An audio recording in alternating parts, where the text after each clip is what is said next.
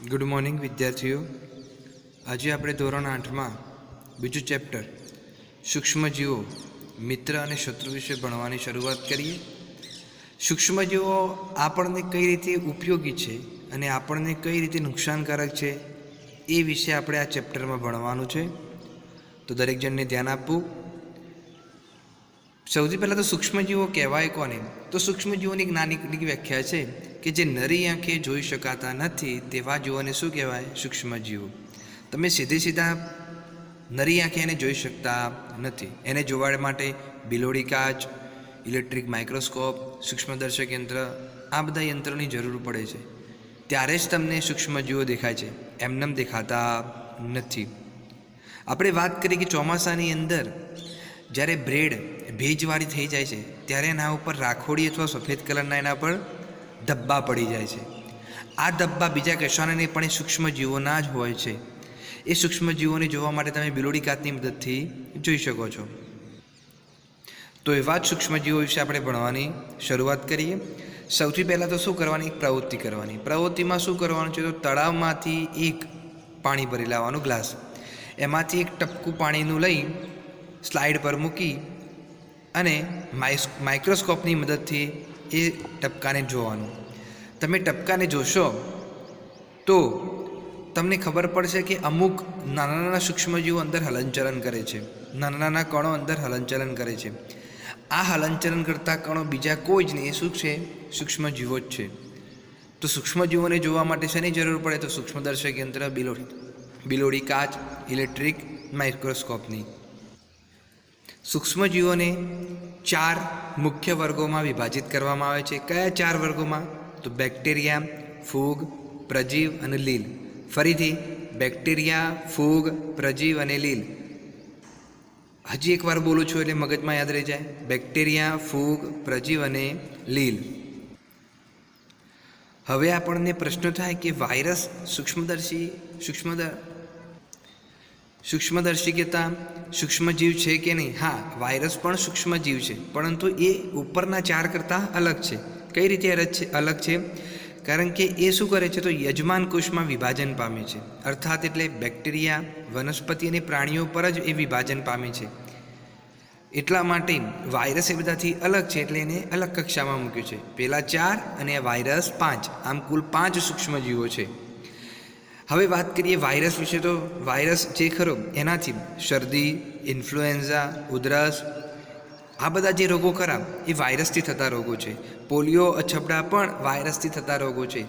ટૂંકા પ્રશ્નમાં, એકાદ માર્કના પ્રશ્નમાં પૂછાતું હોય છે કે વાયરસથી થતા રોગોના નામ લખો, તો તમે શરદી, ઇન્ફ્લુએન્ઝા, ઉધરસ, પોલિયો, અછબડા વગેરે લખી શકો છો. હવે આગળ ભણીએ તો ઝાડા અને મેલેરિયા એ પ્રજીવથી થતા રોગ છે. અને ટાઇફોઇડ અને ટ્યુબરક્યુલોસિસ, ટીબી, જેને આપણે શોર્ટ ફોર્મ કઈ રીતે ઓળખીએ છીએ? ટીબી તરીકે. ટીબીનું પૂરું નામ શું છે? તો ટ્યુબરક્યુલોસિસ. આ ટાઇફોઇડ અને ટ્યુબરક્યુલોસિસ જે ખરા એ બેક્ટેરિયાથી થતા રોગો છે. ફરીથી જરડા અને મેલેરિયા પ્રજીવથી થાય છે. ટાઇફોઇડ અને ટ્યુબરક્યુલોસિસ, ટીબી બેક્ટેરિયાથી થતા રોગો છે. આમાંથી આપણે ઘણા બધા સૂક્ષ્મજીવો વિશે ધોરણ 6 અને ધોરણ 7માં ભણી ચૂક્યા છીએ. હવે ધોરણ 8માં એનાથી થોડું વધારે ભણવાનું છે. હવે તમારી ચોપડીની અંદર પાના નંબર 18 ઉપર દરેક સૂક્ષ્મજીવની આકૃતિ આપેલી છે. તો દરેક બાળકે પાન નંબર 18 ઉપર આ દરેક આકૃતિ જોઈ લેવી અને યાદ રાખવું કે એ આકૃતિ કોની છે. પરીક્ષામાં પૂછાતી તો નથી, પણ ડાયરેક્ટ એનો પ્રશ્ન પૂછાય છે કે આ શું છે, આ કયો સજીવ છે, આ કયો સૂક્ષ્મજીવ છે. એવો કોઈ પ્રશ્ન પૂછે તો આપણને ખબર હોવી જોઈએ. હવે આપણે વાત કરીએ સૂક્ષ્મજીવો રહે ક્યાં, એમનું રહેઠાણ કયું? તો સૂક્ષ્મજીવો એકકોષી પણ હોઈ શકે છે અને બહુકોષી પણ હોઈ શકે છે. એકકોષી કયા હોઈ શકે? તો બેક્ટેરિયા, લીલ, પ્રજીવો, આ બધા જે ખરા એ એકકોષી પણ હોઈ શકે છે. અને બહુકોષી સજીવોમાં કયું આવશે? તો લીલ અને ફૂગ. આ જે બધા સૂક્ષ્મજીવો ખરા એ બર્ફીલી ઠંડી, જ્યાં બરફ ફરતો હોય ત્યાં પણ એમનો વસવાટ હોય છે. જ્યાં ગરમ પાણીના ઝરા હોય, ઠંડા પાણીનું હોય ત્યાં પણ રહી શકે છે. રણમાં પણ રહી શકે છે. દલદલયુક્ત એટલે કીચડવાળા પ્રદેશમાં પણ રહી શકે છે. આપણા શરીરમાં પણ હોઈ શકે છે. તો સૂક્ષ્મજીવ ગમે ત્યાં હોઈ શકે છે. એમનું તો આ રીતે સૂક્ષ્મજીવો પોતાનું રહેઠાણ બનાવતા હોય છે. કેટલાક સૂક્ષ્મજીવો એવા હોય છે જે એકલા રહેતા હોય છે, જેમ કે અમીબા. અમીબા એવું સૂક્ષ્મજીવ છે જે એકલું રહે છે. આગળ વાત કરીએ તો ફૂગ અને બેક્ટેરિયા આ સમૂહમાં વસાહત કરતા હોય છે. સમૂહમાં એટલે એક સમૂહમાં રહેતા હોય છે, પર્ટિક્યુલર કોઈ સિંગલ રહેતા નથી, સમૂહમાં વસવાટ કરે છે. હવે આપણે વાત કરીએ ઉપયોગી સૂક્ષ્મજીવોની. તો સૂક્ષ્મજીવો આપણને કઈ રીતે ઉપયોગી છે તો ધ્યાન આપો. સૂક્ષ્મજીવો જે ખરા વિભિન્ન કાર્યોમાં આપણને મદદ કરે છે. જેમ કે દહીં બનાવવા માટે, બ્રેડ બનાવવા માટે, કેક બનાવવા માટે આપણે શું કરીએ છીએ? સૂક્ષ્મજીવોનો ઉપયોગ કરીએ છીએ. એથી આગળ વાત કરીએ તો પ્રાચીન કાળથી જ સૂક્ષ્મજીવોનો ઉપયોગ આલ્કોહોલ બનાવવા માટે થાય છે. હવે વાત કરીએ પર્યાવરણની. તો પર્યાવરણની અંદર જે કચરો છે, જે કાર્બનિક કચરો, કયો કાર્બનિક કચરો? તો શાકભાજીની છાલ, પ્રાણીઓના અવશેષ, મળ, આ બધીનું વિઘટન કરવા માટે પણ સૂક્ષ્મજીવો જરૂરી છે. અને એ વિઘટન કર્યા પછી એ બિનહાનિકારક અને ઉપયોગી હોય છે. એનાથી કોઈ પ્રદૂષણ ફેલાતું નથી. બેક્ટેરિયાનો ઉપયોગ કૃષિ ક્ષેત્રે પણ કરવામાં આવે છે. કઈ રીતે? તો નાઇટ્રોજનનો ઉપયોગ કરવો. આપણે ભણ્યા હતા કે નાઇટ્રોજનના ઉપયોગથી પાક સારો થાય છે. તો એ નાઇટ્રોજનની સ્થાપના કરવા માટે પણ શેનો ઉપયોગ થાય છે? તો બેક્ટેરિયાનો. રાઇઝોબિયમ નામનો બેક્ટેરિયા યાદ કરો.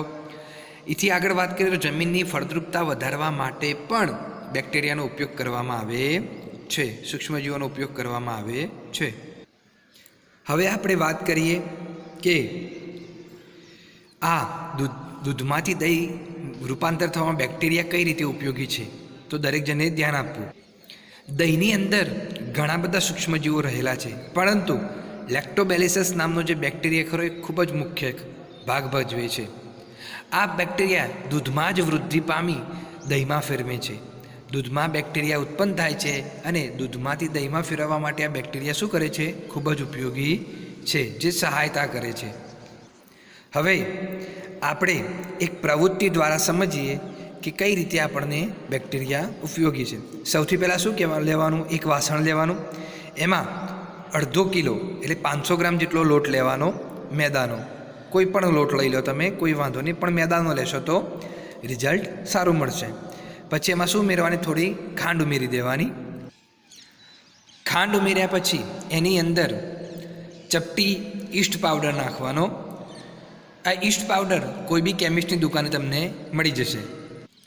ઈસ્ટ પાવડર ઉમેર્યા પછી એને સરખી રીતે ભેળવી દેવાનું અને કણક બનાવવાનું. શું બનાવવાનું? કણક. કણક બનાવ્યા પછી 2 કલાક સુધી એને શું રહેવા દેવાનું? પડી રહેવા દેવાનું.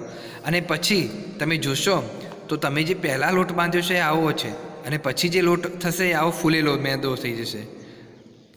ઈસ્ટ પાવડર નાખ્યા પછી મેદો શું થઈ જશે? 2 કલાક પછી આવો ફૂલી જશે. તો આવું કેમ થયું? કારણ કે ઈસ્ટ જે ખરી એ સૌથી ઝડપી વિભાજન પામે છે અને શ્વસન દરમિયાન શેનો ઉપયોગ કરે છે? તો કાર્બન ડાયોક્સાઇડનો ઉત્પન્ન કરે છે. આ શ્વસન દરમિયાન કાર્બન ડાયોક્સાઇડ ઉત્પન્ન થવાથી એની અંદર જે ગેસના જે પરપોટા બાંધેલા હોય છે એ મેદાનો લોટ શું કરે છે? એનું કદ વધારી દે છે. આ રીતે બ્રેડ, પેસ્ટ્રીઝ અને કેક બનાવવા માટે બેકિંગ ઉદ્યોગમાં ઈસ્ટનો ઉપયોગ સૌથી વધારે થાય છે. હવે વાત કરીએ આપણે સૂક્ષ્મજીવોનો વ્યાપારી ઉપયોગ. તો વ્યાપારી ઉપયોગમાં સૌથી પહેલાં વાત કરીએ તો સૂક્ષ્મજીવોનો સૌથી વધારે ઉપયોગ આલ્કોહોલ, દારૂ તેમજ એસિટિક એસિડ જેને કહેવાય વિનેગર ના ઉત્પાદનમાં સૂક્ષ્મજીવોનો ઉપયોગ સૌથી વધારે થાય છે.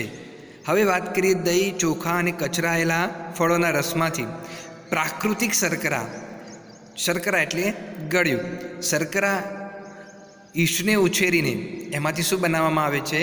આલ્કોહોલ બનાવવામાં આવે છે.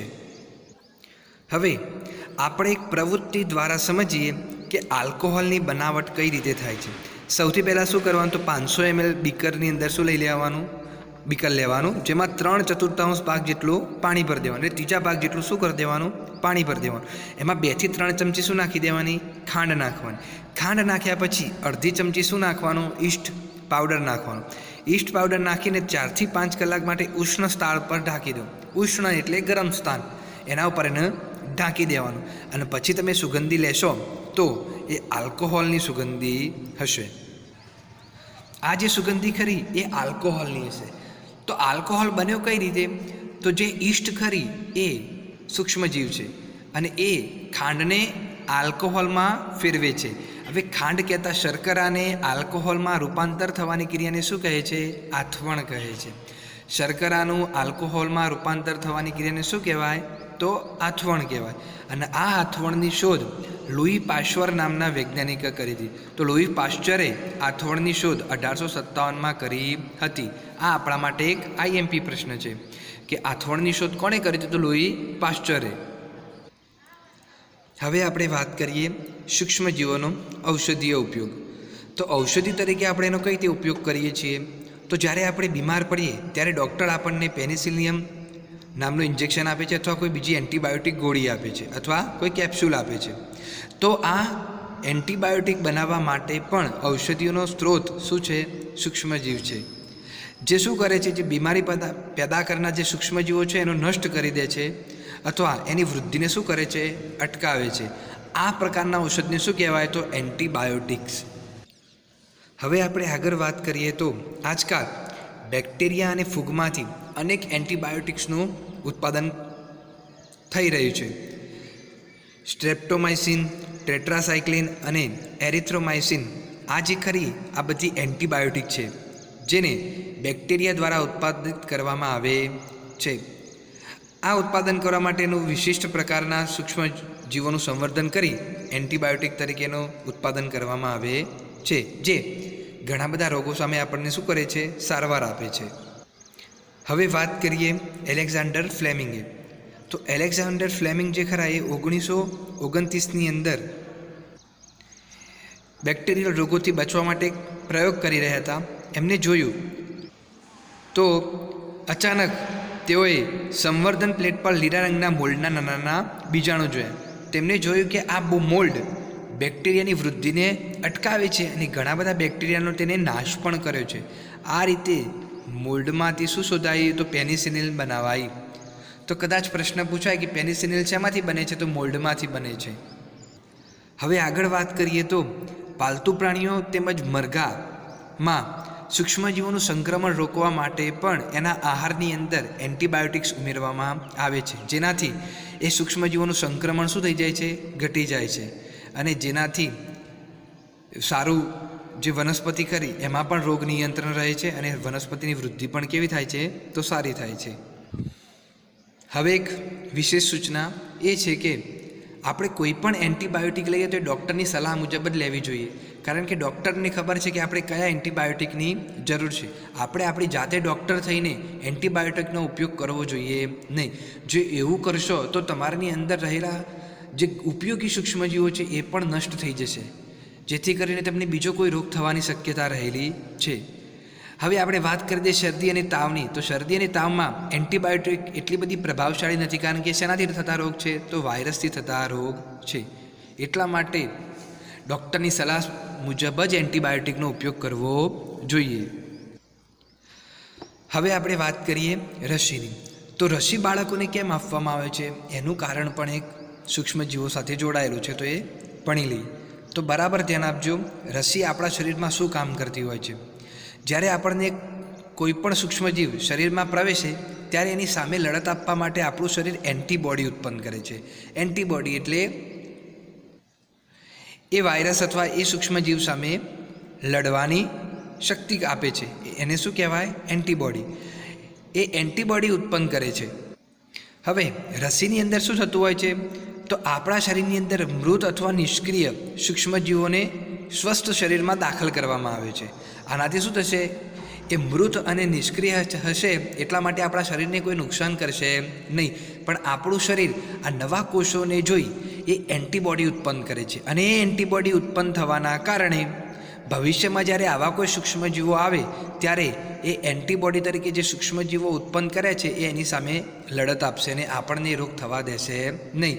અને આ સૂક્ષ્મજીવો એકવાર આપણા શરીરમાં બની જાય પછી એ કાયમી ત્યાં રહે છે, કે કાયમી ત્યાં વસવાટ કરે છે, જેથી કરીને ભવિષ્યમાં પણ આવો કોઈ રોગ આપણા શરીરમાં જેવો પ્રવેશે તરત આપણી શરીર એન્ટીબોડી તરીકે કામ કરી એ સૂક્ષ્મજીવોનો નાશ કરે છે અને આપણને કોઈ રોગ થતો નથી. એટલા માટે આપણને રસી લેવાની જરૂર પડે છે. આપણે રસીની વાત કરીએ તો કોલેરા, ટ્યુબરક્લોસિસ એટલે ટીબી, શીતળા, કમળા જેવો રોગો રસી દ્વારા અટકાવી શક્યા છે. અને આ રસીની શોધ કહેતા શીતળાની રસીની શોધ કોણે કરી હતી? તો એડવર્ડ જેનરે. આ પ્રશ્ન વારંવાર પરીક્ષામાં પૂછાતો હોય છે. દરેક પરીક્ષામાં આ પ્રશ્ન હોય છે કે શીતળાની રસીના શોધક કોણ? તો એડવર્ડ જેનર. એડવર્ડ જેનરે 1798માં શીતળાની રસી શોધી હતી.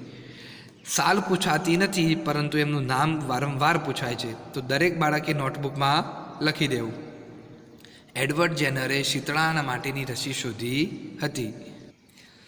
જ્યારે આપણે નાના હતા ત્યારે આપણે પણ ઘણી બધી રસીઓ લીધેલી હશે, અથવા હજુ પણ લેતા હશો. તો તમે તમારા મા બાપ સાથે ચર્ચા કરો અને તમે પણ કઈ કઈ રસીઓ લીધી છે એની તમારા મા બાપના સાથે ચર્ચા કરો. હવે વાત કરીએ ભૂમિની ફળદ્રુપતામાં વધારો. તો ભૂમિની ફળદ્રુપતામાં વધારો કઈ રીતે થાય? તો નાઇટ્રોજનથી.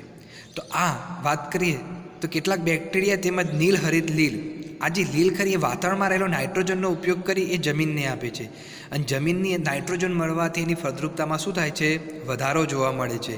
એટલા માટે આ સૂક્ષ્મજીવોને જૈવિક નાઇટ્રોજન સ્થાપક કહે છે. જૈવિક એટલે કોઈ હાનિકારક નહીં, એટલા માટે એને શું કહેવાય છે? જૈવિક નાઇટ્રોજનના સ્થાપક કહે છે. હવે વાત કરીએ પર્યાવરણનું શુદ્ધિકરણ. તો પર્યાવરણનું શુદ્ધિકરણ કઈ રીતે થાય છે? તો આપણે વાત કરીએ તો જે નકામો જે કચરો છે, જે ફળ શાકભાજીનો જે બગીચામાં પર્ણો રહેલા છે, ઘરમાંથી જે કચરો બહાર કાઢો છો, આ બધો કચરો એક ખાડામાં નાખો અને ખાડાની અંદર અમુક સમય પછી એનું વિઘટન થાય છે. તો એ શેમાં રૂપાંતર થઈ જાય છે? તો કુદરતી ખાતરમાં રૂપાંતરિત થઈ જાય છે. તો આ કઈ રીતે થાય છે? તો એનો એક પ્રયોગ દ્વારા સમજીએ. પ્રયોગમાં શું કરવાનું છે? તો 2 કુંડા લેવાના, એમાં દરેકમાં અડધી માટીથી શું કરી દેવાના? ભરી દેવાના. પછી બંને કુંડાને A અને B નામ આપી દેવાનું. તો એ કુંડામાં વનસ્પતિનો કચરો, જે આપણે વનસ્પતિનો જે પાંદડા છે, ડાળી છે, શાકભાજીનો કચરો છે, ધારો કે કોઈ ફળની છાલ હોય તો એ પણ બધું નાખી શકાય. આ વનસ્પતિ કચરો કહેવાય. એ ભરવાનું. બીની અંદર પોલિથીનની કોથળી, કાચની ખાલી બોટલો, પ્લાસ્ટિકના તૂટેલા રમકડા, આ બધું ભરી દેવાનું. અને 3-4 અઠવાડિયા પછી એનું અવલોકન કરવાનું. હવે આપણે અવલોકન કરીએ 3-4 અઠવાડિયા પછી, તો એ કુંડાની અંદર જે વનસ્પતિ કચરો છે એનું વિઘટન સૂક્ષ્મજીવો કરી શકે છે, પરંતુ જે બી કુંડાની અંદર જે પ્લાસ્ટિકનો, કાચનો કચરો છે એના ઉપર કોઈ સૂક્ષ્મજીવ વિઘટન કરી શકતો નથી. માટે એ કચરો એમના એમ જ રહે છે.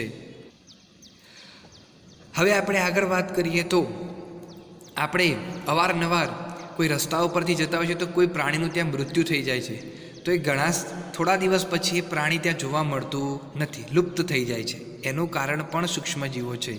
એ સૂક્ષ્મજીવો શું કરે છે?